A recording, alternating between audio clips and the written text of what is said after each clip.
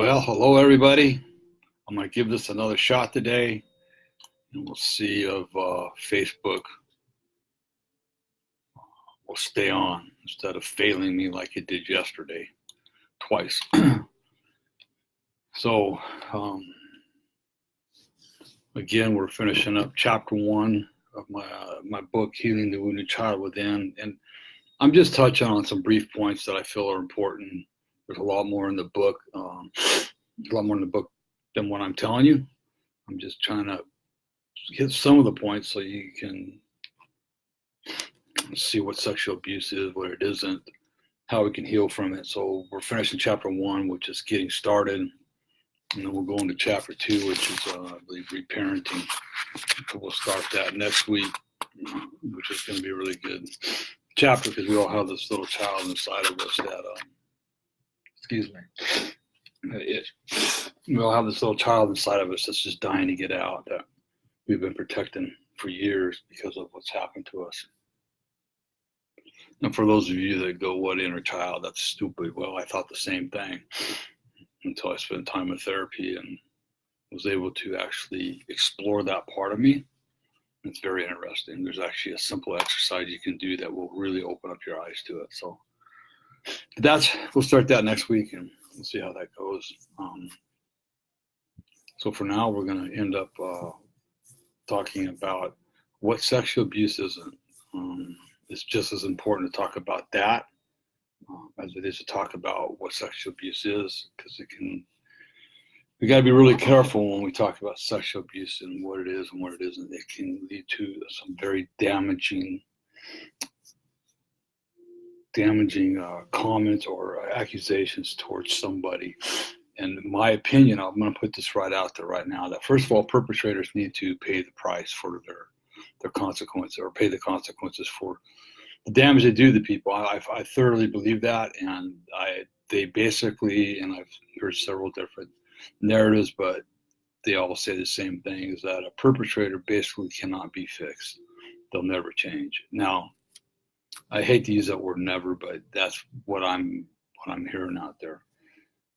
Then on the other hand, if a person is falsely accused to get back at somebody, it doesn't matter why, but if a person is being falsely accused of sexually abusing somebody, and that comes to light, that it was beyond a shadow of a doubt, a lie, that person needs to pay the consequences as well, because they're doing a lot of damage to the person they're falsely accusing of sexually abusing somebody.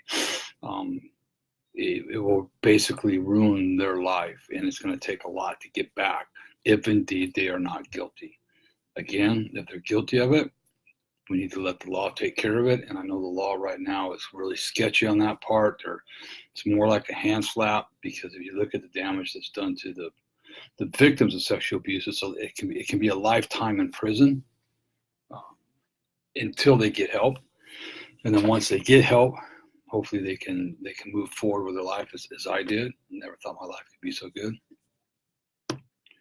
So why should a perpetrator get off without having to spend his life in prison? It's just the way it is. So anyways, that's enough about that. So I'm going to go on today, and we're going to talk, like I say, it's really important to talk about what sexual abuse is not. And the reality is it's not possible. It's not really possible to turn this gray area into perfectly delineated patches of black and white. As with everything, there's those gray areas, and that's when the authorities got to come in and do their job, and do their job right, and not cover it up. I always say this. I had a kid ask me in a class when I was lecturing in a class, and he was going into law enforcement. And what he was going to do was work with victims, and he didn't know how to ask the question of a child, and I couldn't tell him he's going to get trained for this, but his concern was, how am I going to ask a child or accuse his father or uncle or somebody of sexually abusing him, knowing that when he's convicted, that person will spend a lot of time in jail, not his life in jail. And my response to him was this: is that, look, it's either we put the perpetrator in jail for a period of time, so that validates the victim's feelings and the victim's pain, and then he can go on and move or she can go on and heal and move forward in their life. And if we don't do that, then the victim stays in an emotional prison for the rest of his life. It's just that simple. Okay, living in fear, the damage that it does. So it's better off to let the law do their job, make sure that you got your side of the street, that it stays clean, that you're not what I want to say, you're not leading the victim in any way or form. That's why it's better to let the authorities do their job. Let them do their job. Okay. And the bottom line is, delineating black or white is for the purposes of our healing. It's really not necessary. If you were abused, you were abused, and there's no gray area in that. I was sexually, emotionally, physically, and spiritually abused. There is absolutely no gray area in that, period. And only you will know that. Others might argue with you, but you know your truth. And as I was told early on, speak your truth, Randy. Don't let nobody take it away from you ever again. So that's what I've been doing for the last 14 years. And that's why I speak out so much about this, and I also speak out to the victims that they hate their perpetrators, and everything's about the perpetrator, which I agree and I understand. I wanted to kill my stepfather for 38 years, but when I started working on myself, all that went away. That went away because it was all about me. What am I going to do for myself? I need to heal. Hating the victim, hating the perpetrator, and wanting to do harm to the perpetrator is not going to heal our inner self. The only way we're going to do that is to realize that we have to accept the fact that we were molested, and then move forward with our healing with somebody that's been in your shoes and somebody that can walk you through the process. It's really important. Okay. So going to one of the things that you think about oftentimes, like if you're in a family and an older sibling or a friend, cracks a sexual joke about you or a child. I know for me, when that happened, for a moment, I felt uncomfortable. But then realizing also that for me, it was a little different. But at first, for me, realizing, hey, it's just what we do. We're cracking jokes. I mean, even you do it at school. You crack jokes and they're sexual about different people. And you might feel a little uncomfortable, but that feeling passes. Okay. Basically, because the child might really have a healthy home with healthy boundaries, and he feels safe expressing his emotions. That, hey, that really hurt me, and I didn't appreciate what you said about me. That's not right. It's embarrassing and everything else. If they're able to do that, and if he's capable of isolating the incident, the sexual abuse probably isn't involved. Okay, so if he's able to express his feelings about the comments safely, and it's met with understanding and not condemnation, and he can isolate that one incident, the sexual abuse it's probably not involved. But it's something that repeats all the time. And remember that sexual abuse isn't always about physical contact. Hi, Alina. Sexual abuse isn't always about physical contact. There's a lot of sexual abuse that happens with absolutely no touch. Also, the thing that's important to know is that whether or not the action is intended as sexual abuse can only be known in the mind of the perpetrator. Okay, so only the perpetrator knows if he's intending it to be abuse in any way. Now, on that being said, also, a lot of people think it's just part of growing up. I mean, hey, it's just part of growing up. Don't worry about it. Well, it's not part of growing up. Not especially when an adult does it to you, or especially when you've been groomed for a year or more. It is sexual abuse. But a lot of times, a person that's just a father or an uncle or a grandfather or a friend, did they intended to be sexual abuse or not? Who knows? But no, these are just uncommon. So if a physical touch is definitely sexual abuse, like I said in the very first thing, there's definite signs for sexual abuse. Okay, you can read about a little more of this in my book, just so you know as well. Here's the thing also, though, but if a perpetrator really didn't intend the action to be abusive, and this could be emotional abuse, verbal abuse, spiritual abuse as well, okay? So if the perpetrator didn't intend for his comment or his action to be abusive, if a child experiences it negatively, it's highly likely that a child will live out the patterns of an abused child. I mean, unfortunately for me, I had emotional, physical, spiritual, and sexual abuse. I had the whole gamut, right? So the emotional abuse that one receives, being told you're worthless, or there's a ton of it, and you'll know. You live it out for the rest of your life, or until you get help. I know I did. You stupid idiot, you'll never amount to nothing. So every time I made a mistake, well, what did you expect, Randy? You're just a stupid idiot. Nobody cares about you anyways. You'll never do anything right. So those voices in our head that we beat ourselves up with, they're coming from somewhere. That's not how God made us. You need to understand that.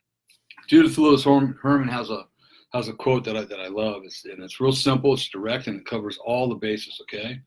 And she says that any touch or behavior between the child and the adult that must be kept a secret will be considered abuse. So my question is this: if what you're doing to me is okay, then why aren't you doing it to my siblings? If what you're doing to me is okay, why can't I tell my mother or my father? If what you're doing to me is okay, why can't I tell my grandparents? If what you're doing to me is okay, why can't I tell the people in the church? If it's okay, you should be able to tell whoever you want about it. So anytime, any touch or behavior between the child and the adult that must be kept a secret will be considered abuse. Period. Period. There should never be no secrets. You're probably going to be living out the experience of a sexually abused child if, number one, you feel afraid of an adult or older child touching you, talking to you, or exposing himself or herself to you. How many times do you force your child to go sit on Uncle Charlie's lap or Aunt May's lap? Okay? Never force your child to do anything they don't want to do when it comes to family. Are they afraid of that person? Look, you're teaching them how not to have boundaries. And as they get older, if they're really afraid of somebody, you better start looking into it and don't just assume, well, it's just because he's a kid. And no, you need to look into it. So if you see your child afraid to talk to somebody or any of that, then you got to look at that. As you get older, having an older child touching you or talking to you or exposing himself or herself to you, there's something going on, and you need to look into it. Number two is if you feel coerced into staying silent about sexual contact of any kind. So if you're being coerced, it means you're being manipulated. Don't tell nobody, it's our little secret. Yeah, my father just died. I needed a father figure and a father's love. Do you think I was going to tell anybody? Because for the year prior to my father dying, Jack, my perpetrator, had been doing all sorts of stuff with us, treated us kind. Do you think I wanted to lose another father figure? I just lost one. No. So I was going to be quiet. Don't say nothing or we'll kill your dog. Don't say nothing or we're going to hurt your brother. Don't say nothing or we're going to burn your house down. Do you think a child's going to say anything? So as parents, it's our job to talk to our children and say, hey, if anybody comes to you and says, don't say anything, this is our little secret. You need to come running to us as fast as you can and tell us what you're talking about. If somebody says they're going to hurt you, hurt your brother, hurt somebody, look, you need to come to us as quick as you can. We will protect you. Okay? Those secrets start at a young age and they will destroy a person's life. It may not look like it from the outside, but internally, it will destroy the psyche of a human being. It will destroy the spirit of that child. And number three, if you feel dirty or ashamed of what other people did to you as a child, okay, you were probably abused. I know that's why I had the affair. It wasn't nothing to do with Kathy. After 21 years of marriage, she showed me nothing but love that I never had experienced in my life. It was too good to be true. And she knew I'd been sexually abused. She never once brought it up in our entire marriage, 21 years, but I was feeling so dirty and ashamed. I just knew she was going to leave me, so I left her instead. Okay? If you're subjected to the worst possible torture at the hands of your abuser, or you felt uncomfortable because older women were seductive around you, and yes, older women do molest boys. It is molestation. I have talked to countless men that have been petrified of women as adults because of what happened to them by a woman when they were a child. Okay? You have a right to hurt and you have a right to heal. Okay? Understand that. You're feeling a certain way. Okay? You do have a right to feel the way you're feeling. It's okay to feel the way. It's okay to be angry. I'm dealing with one guy right now. He's angry and he hates it, but it's okay. He's been holding on to this anger for years. Now we're expressing it in a healthy way. You have a right to your feelings. You have a right to express those feelings with somebody that will listen to you and care and not condemn you for having the feelings. They're your feelings. They're okay. We'll work with you to get through them. Most importantly, you have a right to heal your wounds. Don't ever let anybody tell you any different. Don't ever let anybody tell you you're unlovable, you're worthless. That's a lie. You're not. You're very lovable, and you're very worthy of everything this world has to offer. I hesitated to draw a line in the sand with a lot of this stuff because we don't want to be keeping score. Because if we keep score, then there's some detrimental effects on two different accounts. And one, there's no degree of pain that has a meaning when it comes to the recovery process. Pain is pain. Your pain's your pain. My pain's my pain. Do not compare your pain with anybody else's. If you're hurting, you need to address the hurt and heal it. And dealing with it is not healing it. Dealing with it is not healing it, okay? You have to address the hurt. You have to have somebody that you can walk through that pain with that can help you heal that scar that's deep within your psyche, okay? This isn't surface level work. This is deep inner work, okay? So you have a right, okay? Your pain is your pain. If you're hurting, you need to address the hurt and you need to heal it. And the cause of the pain is less important than the process of the recovery. We need to know where the pain's coming from. We need to discuss it so we can see where it's coming from, how we got it, and then we need to work you out of that area and work you into a new life of healing, okay? It's important. Your pain was caused by something, and we need to know what that was, because it's going to come up again, even a year or two after you've been in recovery. You might have worked on it. It's going to come up again, and if you don't know what the cause of that pain is, you're not going to be able to heal it. Okay, you have to know what the cause of the pain is. And matter of fact, I have a great chart, and I might do a quick video here in the next week or two of this chart that will help you understand that process right there. It's it's number two. It's very tempting to fall into a trap of assigning blame rather than getting on with the recovery process. Assigning blame is not necessary to your healing process, and in many cases can be highly detrimental. Okay, I played that blame game, which kept me in a victim mode for 38 years. If you don't say a word to me until you walked in my shoes. If what happened to me happened to you, you would be drinking and acting this way too. You know, that son of a gun, he did this to me and he did that. You don't understand how bad he was to me. Everything in my life was not my fault. Everything was everybody else's fault because I had to be perfect. Because it's the only way that I thought I could get approval from my stepfather and my mother, that was a lie too, because no matter how perfect I was, I never received it.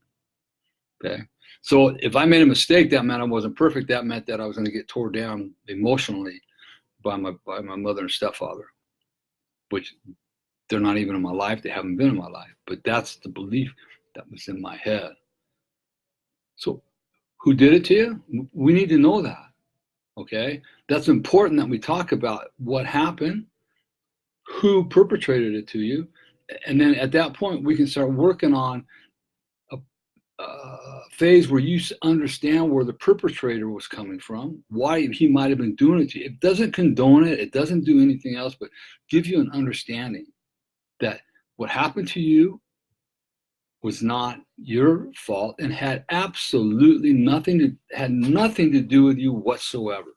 It all had to do with the perpetrator and the way they grew up and the way their life was. And it's a hard thing to understand, but once you get there and you can accept that, you can really start moving forward even deeper, okay?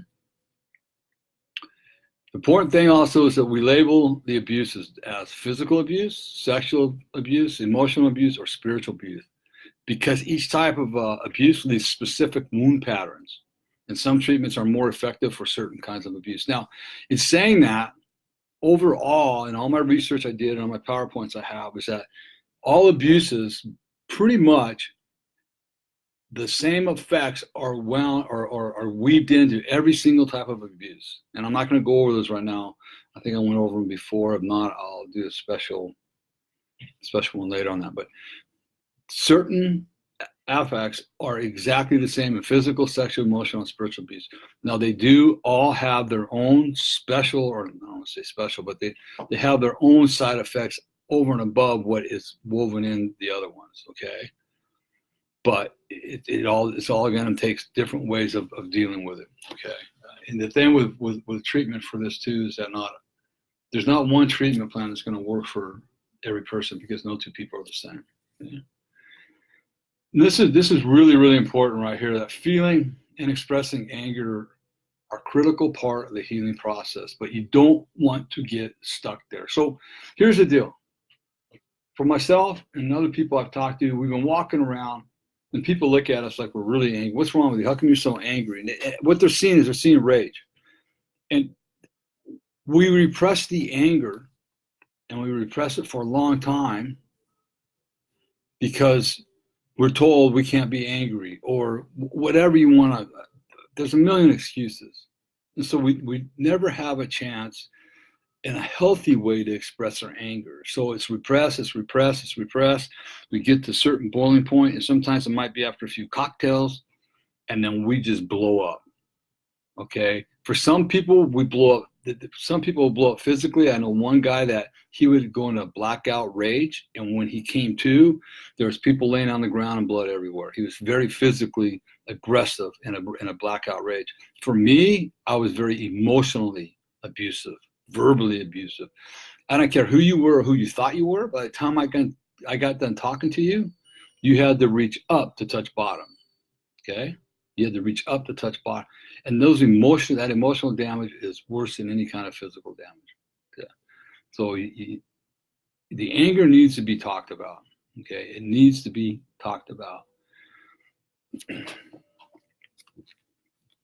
If you get stuck in the anger, like I was, it's not going to change the past, or it's not going to hurt the abuser. But who's it going to hurt?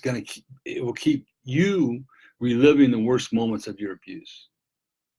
Again, this all comes down to being able to talk about your abuse instead of having, get over it. It happened a long time ago. It was 30 years ago. What are you carrying that garbage around? Hey, you just need to forget, and move on. I don't know what your problem is, blah, blah. Okay. That doesn't do us any good. Okay. When we can sit down and we can talk about it. So we quit reliving it. We're reliving it because we're living in it, because nobody's ever let us talk about it. Nobody's ever heard us. Nobody's ever listened to our pain. So when we get to that person, like I was able to do when I was in recovery, and that what my wife and I, we listen with open hearts and open ears, then the healing process can start. Our healing journey has nothing to do with the abusers also. It has nothing to do with our abusers, other than the fact we get to a point, one of the primary goals is to be able to come to a place of true forgiveness of those abusers. That's very critical and very important. That's probably the most important part of your journey and the hardest part to do, which I understand. But it's a process, and everybody's process is different. Listen, our perpetrators, our abusers, whether it's emotional, whether it's physical, whether it's spiritual, whether it's sexual, they've had enough of our lives. It's time to start living the life that we choose, the life that God wants us to have, the life of freedom. I never, ever thought I'd have the life I have today. Never. And the reality is, what's happened in the last 7 years, also coming back to church, the things God has gifted me with, and then my wife and I recently, and I never being ordained as pastors, I'm telling you, I never ever in my wildest dreams dreamed I'd be where I was at today. Okay? Because I didn't think I was worthy of any of this. But being around the right people to support and love you, to call you on your stuff in a loving way when they see you messing up, not pat you on the back, say, it'll be all right, you'll figure it out later. No, to call you on it and work you through it and walk. Literally what we do, we're going to hold your hand and we will walk through hell with you as long as you're walking forward. If you want to stop and stay in hell, that's your prerogative, and we'll catch you on the other side, or when you're ready to come back out, we'll get you again. Okay. So that's a little bit about what sexual abuse is, and I know it might have been a little long-winded today, but I don't. It is what it is, and this is a really important subject. It needs to be talked about more. The healing process needs to be talked about more rather than just condemning the perpetrators all the time. There's a place for that, but we don't hear enough about the healing process of sexual abuse. So I'll end with that. Next week we'll start on chapter 2, which I'm positive is reparenting. Yeah, reparenting. We'll do that for the month of July. In the meantime, check out my website, courageoushealers.org. Also, if you're interested in any kind of life coaching, and basically the life coach is, we just don't diagnose you with any kind of mental disorders. And to frame it real easily, therapists deal with more mental disorders, and the coaches deal with human disorders, okay? And actually, what I like to do is work hand in hand with therapists, because that's what worked for me. I have my therapist, I have my you can call them sponsors, mentors, coaches. It wasn't just one thing that helped, because I was with a therapist maybe 2 hours a week, twice a week, but then I had to come out here in the world and figure out how to live. And that's where my mentors were really helpful with me. So if you're interested in coaching, my wife and I do couples. She does women, and I do men. So you can check out Change Your Life Story Now, changeyourlifestorynow.com. There's also a link to that on courageoushealers.org. Also, my book, Healing the Wounded Child Within, is available on Amazon, as well as my 30-day devotional to wholeness. And the book, Healing the Wounded Child Within, is also available now on Audible. It's also available on Audible. So you get any of my books there, and check out the websites. And if nobody tells you they love you today, remember that Randy does, but more importantly, God does. Hey, everybody be blessed. Have a super good weekend, and I'll talk to you next week. Oh, one thing before I go, I am trying to get a day. I'm working on getting one day, one time slot on a consistent basis. I've just had a lot on my calendar since I started doing this. And I'm going to start looking ahead and see if I'm going to really work on maybe doing Mondays or something like that. It'll be probably 11 o'clock. Okay? Talk to you all. Be blessed.